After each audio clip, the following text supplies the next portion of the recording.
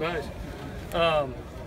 Great to be back on this field as we get ready to prepare for another season, and just a couple initial takeaways. One was just the overall depth. Just to feel the numbers out here. One, it means you're incredibly healthy, but two, where I felt it was especially with the big men, with the offensive line and especially interior defensive linemen. You could just feel the numbers grow there. Credit to Ivan Lewis, Russ Romano, and Dr. John Meyer for the job they did over the summer keeping us healthy. The second thing is just how fast we played today, and that's a credit to being a second year in all three phases, a system in all three phases. Just kids knowing what to do, just getting lined up and playing a lot faster from this time last year. The next thing that was evident to me was just the development from the freshmen of last year. To see a Wale and a Connor and a Jordan Iosefa, a Bob Malape, even Matt Fink, those type of guys, you could just see how they've developed and really in a place where they can contribute for us. And I was impressed with our freshmen to come out here. They've had a terrific summer, but they just came out and they kind of shut up and just worked, you know, and they came out here with a humble attitude, a really attitude that they want to show what they can do, and was really impressed by them. We've got 29 practices, and that's one in the bank right there, so 28 to go. There's a lot of work to do, but for opening day with no pads on, just from an assignment standpoint and how fast they play, I was very pleased. Injury-wise, you saw Matt Lopes out. He's got a toe dislocation. We'll probably keep him out about a week. Frank Martin just has a little tweak of a hamstring that came up. He's day-to-day. Just the two surgeries that happened in the offseason with Nathan Smith, ACL, and Taylor Katoa, ACL. Obviously, they're out, but they're progressing nice with getting that rehab. And then Jonathan Lockett right now looks like he's going to have a hip surgery that will hang him out for an extended period of time. With that, I'll take any questions that you might have.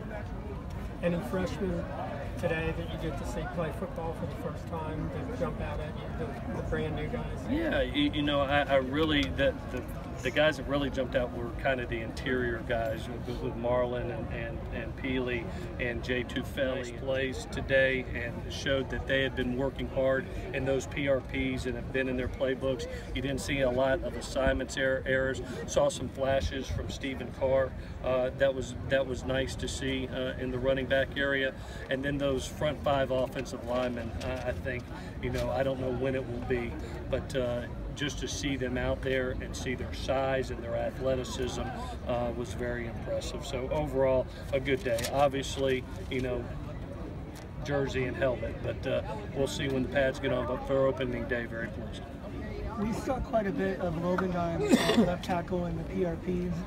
Is that somewhere where you guys are going to look at him again? Or? Yeah, we're double training right now. You know, we have two young centers behind them in Cole Smith and Brett Nealon, but we're really double training both Nico and Toa at that center position, but also at tackle. You saw them go in and out, with Nico going from center to right tackle and Toa going from center to left tackle.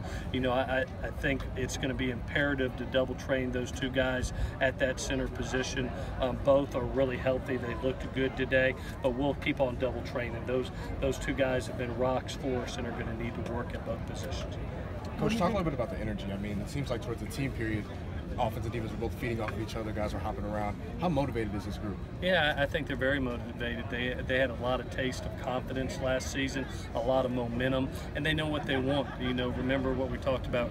We're not a satisfied bunch. We're not a comfortable bunch right now. We may have accomplished some things last year, but we didn't win a Pac-12 championship, and that's got to be our goal, is to be able to get to that Pac-12 championship game and try to win that. That opens up even more doors. But we know we've got a lot of work to do to be able to get that done. I love their approach today. That usually happens on day one. Now the challenge is to keep that for 28 more practices prior to Western Michigan. Does camp start so early this year? It's about 5 weeks before the game. Yeah, you know, the one thing that I really liked what I saw today, you saw the older guys really teaching the younger kids, and that depth and those numbers, guess what it does to your vets?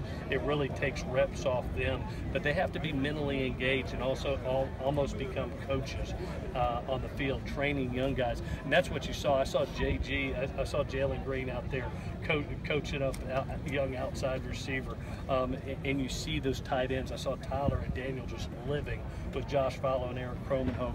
That's what you want. You want your older guys to really coach up those young guys when they're not in, and that's how you stay a lot mentally engaged. It's a good question. You mentioned the development of Matt Fink. Was that competition between him and Jack for the backup spot going to be determined off this fall, or do you see them being even right now? No, we'll go through training camp as we will all, all the positions, and we'll go through 18 practices, and then when we get to that mock game week, two weeks out for Western Michigan, we'll set it 2 deep, just like we did last year. But there's some things that we have to see. Obviously, we have to figure out some offensive line things, the second and third string quarterback position, the nose tackle position, figure out exactly how we want to align our secondary, things like that. And that's what you get 18 practices for. One, to make sure that you're training everybody, because I hope, knock on wood, that we have, just like today, not one injury in practice, but sometimes those come up. So you see where you're at after 18 practices, you see who's best for your football team in this moment, and you make it 2 deep, and that's what we do. How do you know whether a first fall practice was a good one or not? Just me not having my blood pressure up a lot, and I did feel that today. Just people getting lined up, not a lot of missed assignments, not a lot of hey stop here for a second. You felt how fast and fluid that practice went, and that comes a lot again from being second year in the system. But I credit our kids. I thought they had a great spring and even a better summer. I thought they really invested this summer in their PRPs and getting into playbooks, extra film study. This is a really mature group, and I think of all those lessons that we learned, hopefully they carry over to this season. After practice 1, it looked like it. The dead period is August. Can you maybe inform us why the public is unable to watch the practices? Yeah, because of the amount of people that end up coming out. If there is even a prospect's grandfather, uncle, grandpa, it's too hard to monitor. So I will always open up. I hate that it's gone to the dead period, but it is what it is. That's the rule, and we've got to be able to follow it. I never want to risk the eligibility of a student athlete in any area. So I will always open up spring. I love it. Was that awesome having the fans out here? I want it every time that we can get it, and that's why we opened up this practice. We're opening up Monday, and then we got to close things down a little bit until we get through the August period, because I just don't want to get us in trouble, and I don't want to risk the eligibility of any student athlete. So is this a NCAA across the country rule, or is this?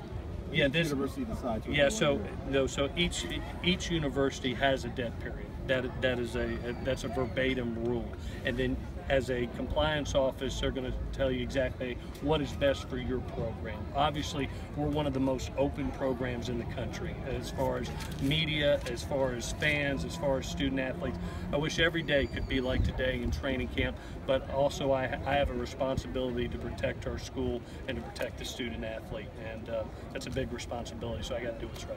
Let's do one more. But Deontay Burnett is he's quiet and kind of humble. It's not exactly the word that you'd associate with a lot of receivers. Why does it work for him? I tell you what, I love the aura of that quiet humbleness. It kind of resonates when your top guys are like that, a Sam Darnold, a Deontay Burnett, that just worry about executing their job and preparation. It filters through the rest of the team, and I kind of felt it today. Didn't feel a lot of trash talking today, even though it's day one, excitement. Just a really mature group, and he's such focused on his job. Not the biggest guy, he's not the fastest guy, but I don't know of anybody that may produce more than Deontay. Go ahead, Dave. I was just going to say, inside kind of football question, why 250 start? How do you get to a start 250? Well, how does that happen? Well, right now we're just trying to get them in routine for the season, but also you got to remember we're in school right now. We're in school through the basically August the 8th.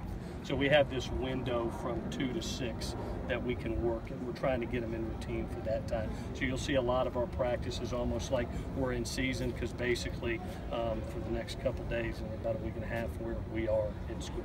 It's a good question. Thank you guys, appreciate it.